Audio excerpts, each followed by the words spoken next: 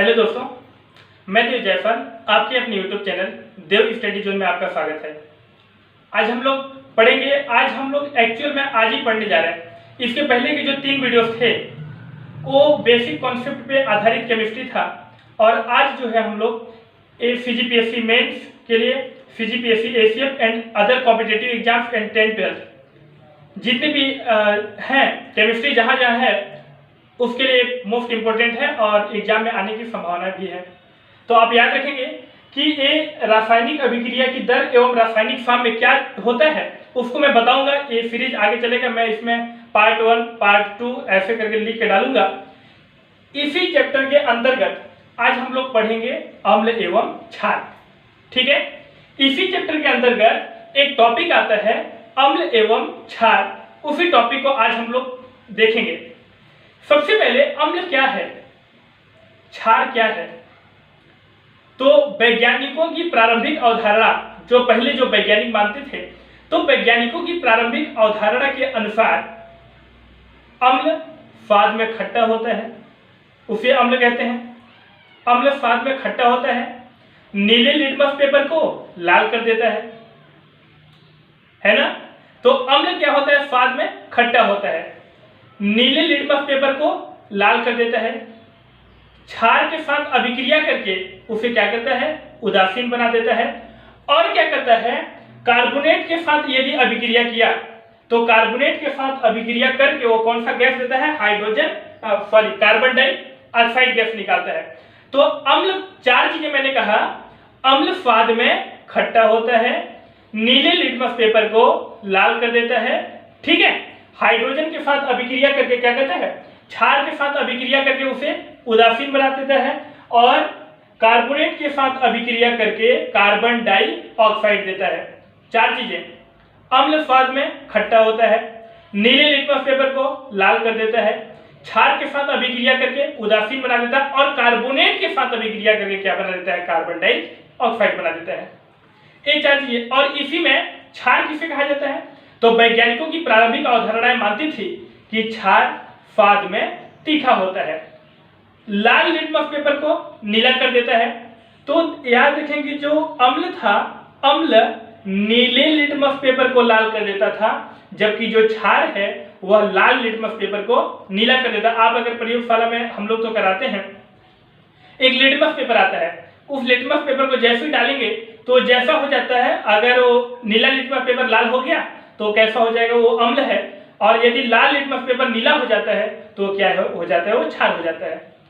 तो क्षार स्वाद में कैसा होता है, तीखा होता है, लाल लिटमस पेपर को नीला कर देता है, और अम्ल के साथ अभिक्रिया करके क्या बना देता है, उदासीन बना देता है। ये तीनों को प्रारंभिक अवधारणाएं थी, ये सभी मानते थे कि अम्ल और क्षार की पहचान ऐसे ही किया जाता है। इसके पश्चात 3 वैज्ञानिक आए हैं जिन्होंने अम्ल और क्षार की नई परिभाषा अपने अपने अनुसार प्रस्तुत किया है। इन्होंने पहले जो वैज्ञानिक हैं उस वैज्ञानिक का नाम है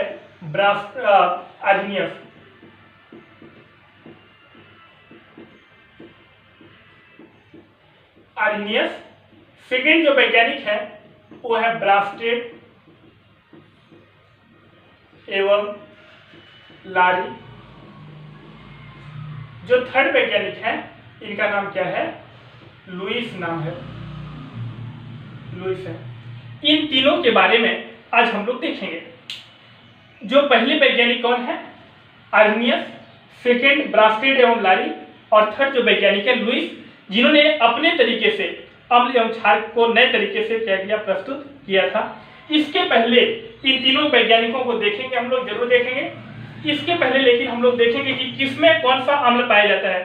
तो एक अम्ल का और इसके स्रोत कौन है, ठीक है। इसके बाद ये क्षार है, और क्षार के ठीक है, मतलब इसको ऐसा कर लें, स्रोत और इसमें अम्ल कौन सा पाया जाएगा। इसी प्रकार प्राकृतिक स्रोत, प्राकृतिक स्रोत और इसमें कौन सा क्षारक पाया जाएगा, क्षारक क्या है। ठीक, तो मान लीजिए एक स्रोत है इमली, इमली में क्या पाया जाएगा हम लोगों का, तो इमली पाया जाता है टार्टरिक अम्ल।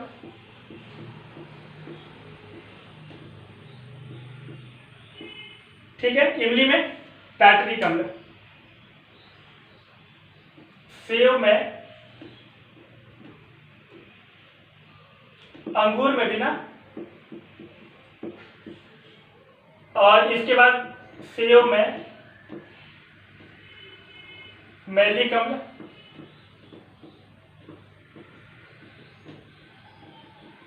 ठीक है। सेव में क्या किया, मैलिक अम्ल। सिरका में एसिटिक अम्ल, एसिटिक अम्ल पाया जाता है। और इसके बाद टमाटर में ऑक्जेलिक अम्ल, ऑक्सैलिक अम्ल बोलते हैं, ऑक्सैलिक अम्ल।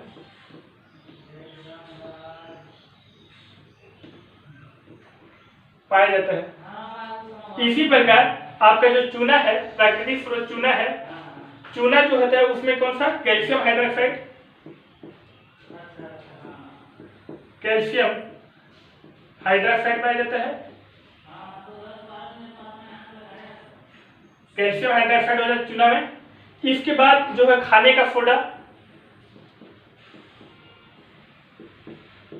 खाने का सोडा जो होगा, इस खाने के सोडा में क्या हो जाएगा, इसका जो क्षारक होगा वो sodium hydrogen carbonate.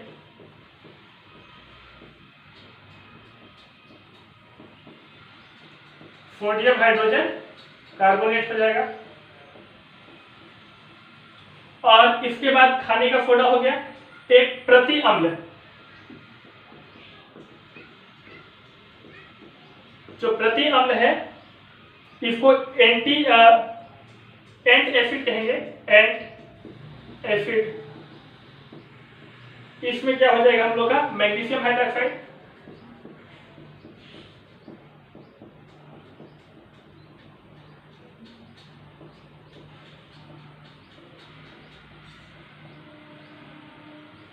Magnesium hydroxide हो जाएगा।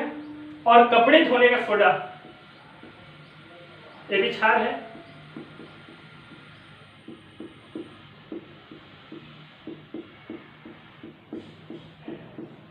कपड़े धोने का सोडा में कौन सा हो जाएगा, सोडियम कार्बोनेट।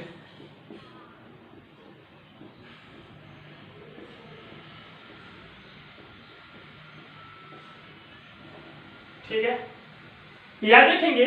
अब चलिए एक जो है हम लोग देखिए, इमली और अंगूर में टार्टरिक अम्ल, सेब में मैलिक अम्ल, सिरका में एसिटिक अम्ल, टमाटर में ऑक्जेलिक अम्ल। याद हुआ। सबसे पहले इमली और अंगूर में कौन सा, टार्टरिक अम्ल, सेब में मैलिक अम्ल, सिरका में एसिटिक अम्ल, टमाटर में ऑक्जेलिक अम्ल। ए अम्ल है। इसके बाद जो चूना है, चूना कैल्शियम हाइड्रोक्साइड हो जाएगा। इसका क्षारक, चूने का क्षारक कौन है, कैल्शियम हाइड्रोक्साइड। खाने का सोडा सोडियम हाइड्रोजन कार्बोनेट या सोडियम बाइकार्बोनेट। ठीक, और इसका जो फॉर्मूला होता है, याद रखेंगे, जो फॉर्मूला होगा इसका Na, ठीक है, NaHCO3, इसलिए इसका नाम भी होता है सोडियम हाइड्रोजन कार्बोनेट, NaHCO3। और ये सोडियम कार्बोनेट कपड़े धोने का सोडा, इसका फॉर्मूला होता है Na2CO3 × 10H2O।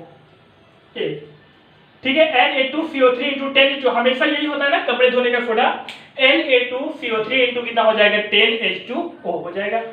तो इस प्रकार इमली और अंगूर में टार्टरिक अम्ल, सेब में मैलिक अम्ल, सिरका में एसिटिक अम्ल, टमाटर में ऑक्सैलिक अम्ल पाया जाता है। इसी प्रकार चूना का जो क्षारक है वो कैल्शियम हाइड्रोक्साइड, खाने के सोडे का सोडियम हाइड्रोजन कार्बोनेट, प्रति अम्ल जो एंट एसिड है मैग्नीशियम हाइड्रोक्साइड, और कपड़े धोने का सोडा का क्या हो जाएगा, सोडियम कार्बोनेट, Na2CO3 × कितना हो जाएगा, 10H2O हो जाएगा। ये जो है स्रोत है। अब हम लोग ऐसा देख लिए, अब तीनों वैज्ञानिकों की अवधारणाओं को देखेंगे, उसी से क्वेश्चन पूछा जाएगा, इसमें से कोई भी क्वेश्चन पूछा जा सकता है। ठीक है, इतना तैयार रखेंगे।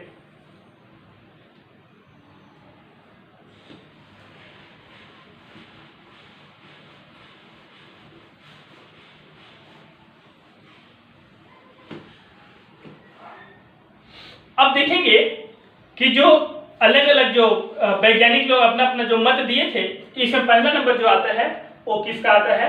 आर्हेनियस का।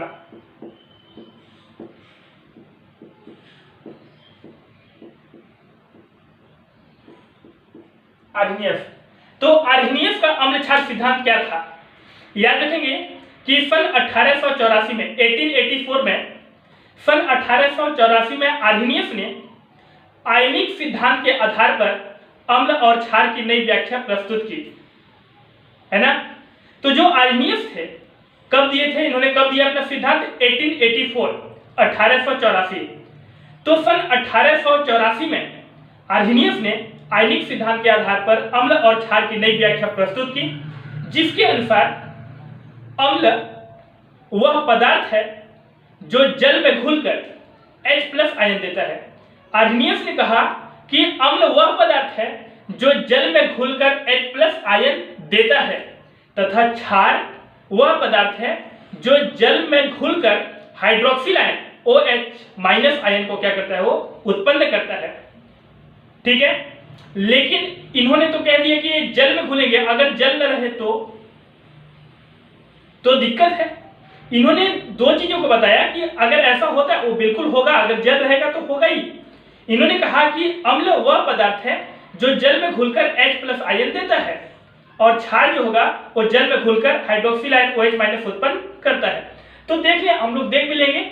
जैसे कि मान लीजिए HCl है, एक्वाइलेंट में है, जलीय अवस्था में, इसलिए इसको एक्वाइलेंट साम्य अवस्था कहते हैं, जलीय अवस्था है।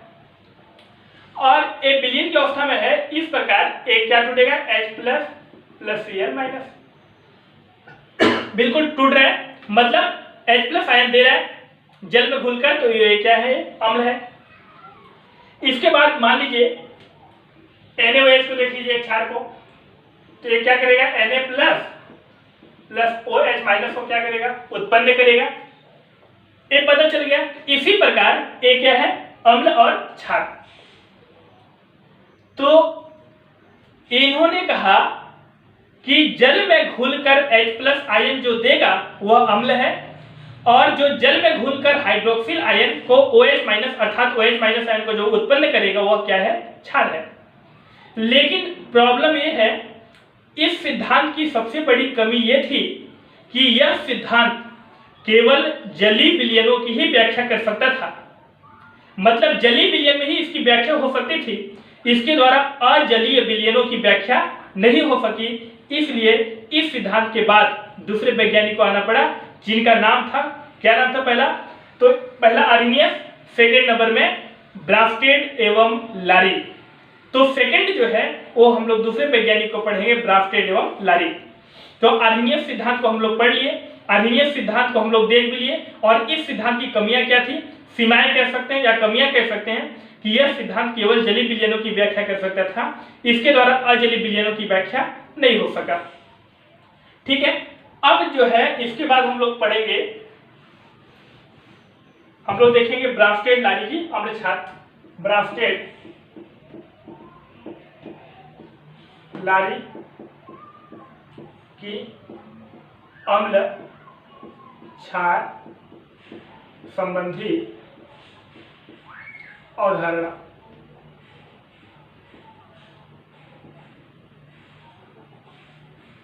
ठीक है, ब्रास्टेड लारी की अम्ल क्षार संबंधी अवधारणा।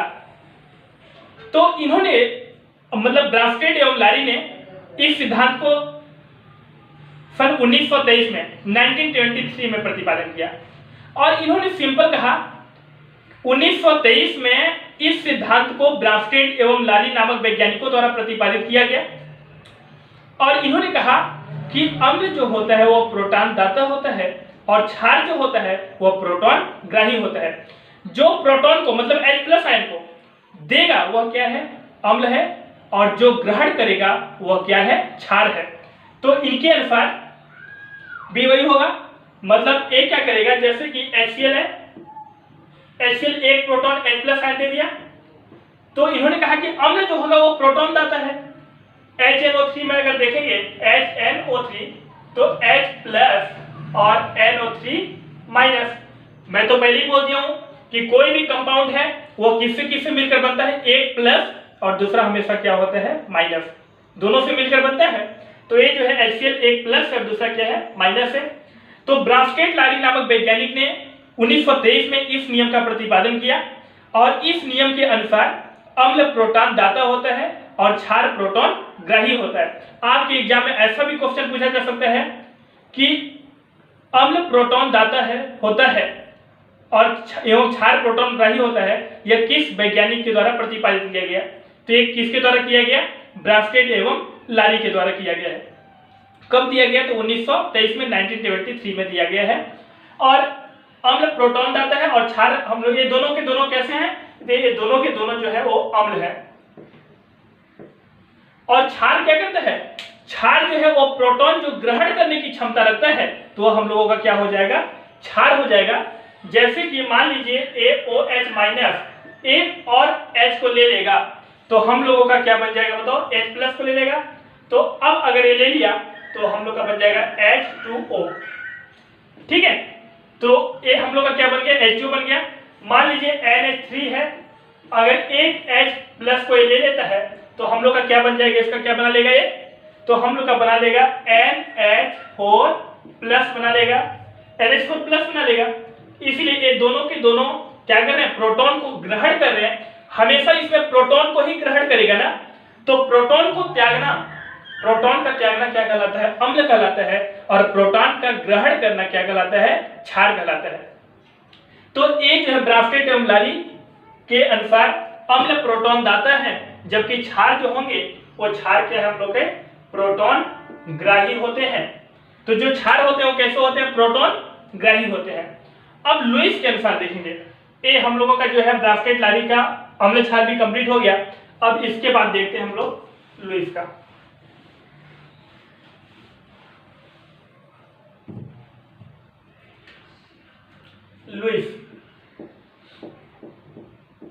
लुईस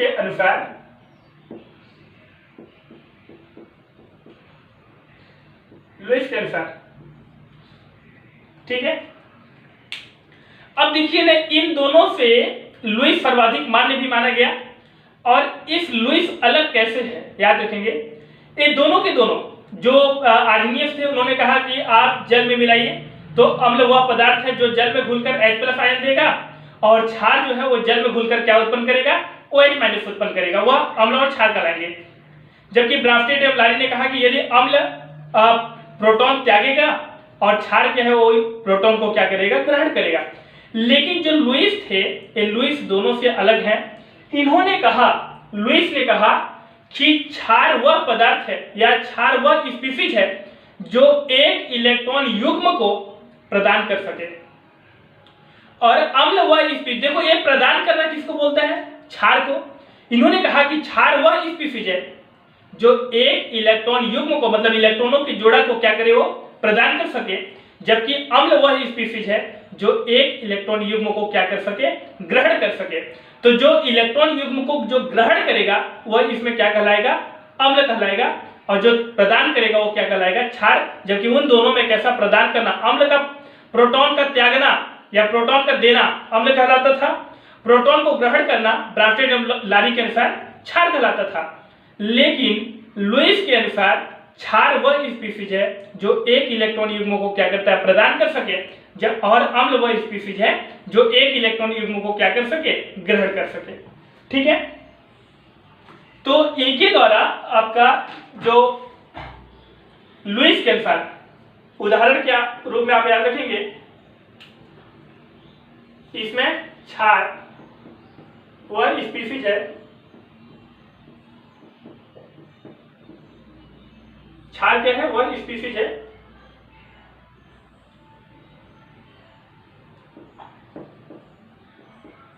जो एक इलेक्ट्रॉन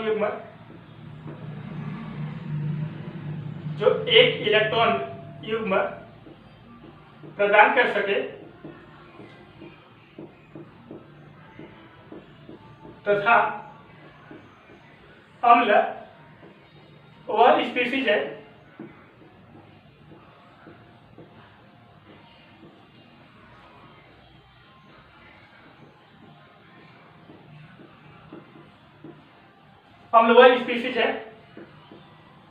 जो एक इलेक्ट्रॉन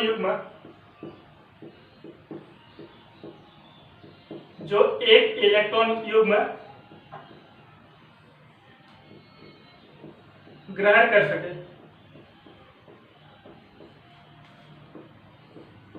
है ना, उदाहरण के रूप में याद रखेंगे अमोनिया तथा बोरान ट्राई फ्लोराइड की अभिक्रिया, अमोनिया तथा बोरान ट्राइफ्लोराइड की अभिक्रिया एक अम्ल क्षार अभिक्रिया है।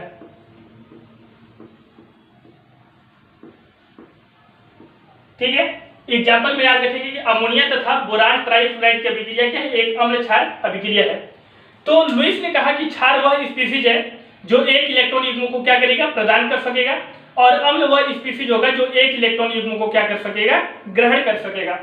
तो अब यहां पर देखेंगे तो अगर इसमें अमोनिया हो जाएगा तो NH3, अमोनिया नाइट्रोजन के पैटर्न कोष में कितनी, तो 7 होता है परमाणु क्रमांक। इलेक्ट्रॉन डिस्ट्रीब्यूशन देखेंगे तो 2 और 5 में टूटेगा, मतलब 5 होगा। तो आप 1 कर दीजिए यहां पर, 1 2 3 4 और 5। ठीक, या तो इसको यहीं पर ऐसा और इसको ऐसा कर दीजिए, और इसके बाद यहां पर हाइड्रोजन एक ठो इसका अलग कर देते हैं ना, ताकि क्या होगा ना, पहचान हो सकेगा इलेक्ट्रॉनों का कि ये जो डॉट डॉट वाले हैं ये नाइट्रोजन के इलेक्ट्रॉन हैं, और जो ये क्रॉस क्रॉस वाले हैं ना वो किसके हैं, हाइड्रोजन के हैं। NH3 तथा बोरान ट्राइफ्लोराइड, तो प्लस बोरान को देखो, बोरान को रख लो बीच में, और जो बोरान है, बोरान का परमाणु क्रमांक कितना होता है, 5 एटॉमिक नंबर। तो इसका इलेक्ट्रॉन डिस्ट्रीब्यूशन करोगे तो 2 और किस में टूटेगा, 3 में टूटेगा, मतलब इसके बाहर में कितने इलेक्ट्रॉन होंगे, 3, 1 2 3 होंगे, है ना। यहाँ पर F रख लो, तो F यहाँ पर हो जाएगा, एक F यहाँ पर हो जाएगा और एक F यहाँ पर हो जाएगा। अब फ्लोरीन जो है, फ्लोरीन का परमाणु क्रमांक कितना होता है, 9, तो यहाँ पर इलेक्ट्रॉन डिस्ट्रीब्यूशन 2 और 7 हो जाएगा, मतलब बाहर में कितने इलेक्ट्रॉन होंगे, 7, 1 2 3 4 5 6 और कितना हो जाएगा, 7, 1 2 3 4 5 6 और कितना हो जाएगा, 7। यहाँ भी 1 2 3 4 5 6 हो जाएगा, और यहाँ पे कितना हो जाएगा, सॉरी यहाँ पे कितना हो जाएगा, 7। ये हो गया ना। इसी को अब क्या करेंगे, इसी को आगे बना दो, दिखाने की जरूरत भी नहीं है, डायरेक्ट ये जो प्लस है इसको कुछ मत करना, सेम टू सेम इसको ना आप डायरेक्ट ऐसा करके H N H H F B F, ठीक है।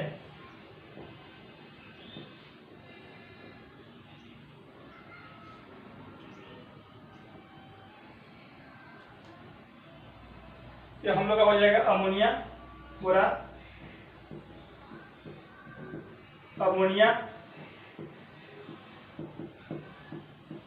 बोरान ट्राइफ्लोराइड, ठीक है। ये हम लोगों का बन जाएगा, और इस प्रकार जो है यह हम लोगों का लुईस के अनुसार भी अम्ल क्षार संबंधी जो अवधारणा है वो हम लोग का क्या हो जाता है, समाप्त हो जाता है। इतना आप अच्छे से तैयार करके रखेंगे, इसके बाद मैं और बताऊंगा आगे, इतना को जरूर कंप्लीट करके रखेंगे। और वीडियो को लास्ट तक देखें, क्योंकि आप कंप्लीट वीडियो को देखेंगे तभी आपको समझ में आएगा। आप 1 मिनट 2 मिनट देखेंगे ना, तो 2 मिनट देखकर आपको केमिस्ट्री पूरा नहीं समझ में आ सकता। इसलिए वीडियो को अच्छे से कॉपी को लेकर साथ में बैठकर पढ़ें, कॉपी लेकर उनको उतारे भी, याद करें, मेरे साथ साथ याद करें, है ना। तो इसको कंप्लीट करके तीनों वैज्ञानिकों को मैंने करा दिया, कुछ फ्रोज भी करा दिए, और इस प्रकार यह अम्ल क्षार संबंधी अवधारणा जो है वो खत्म हो जाता है। इस पर नेक्स्ट वीडियो रासायनिक अभिक्रिया की दर एवं रासायनिक फॉर्मूले पर आधारित होंगे। ठीक है, इतना को आप कर लेंगे। और अगर वीडियो अच्छी लगे तो लाइक, शेयर और सब्सक्राइब करना न भूलें। धन्यवाद।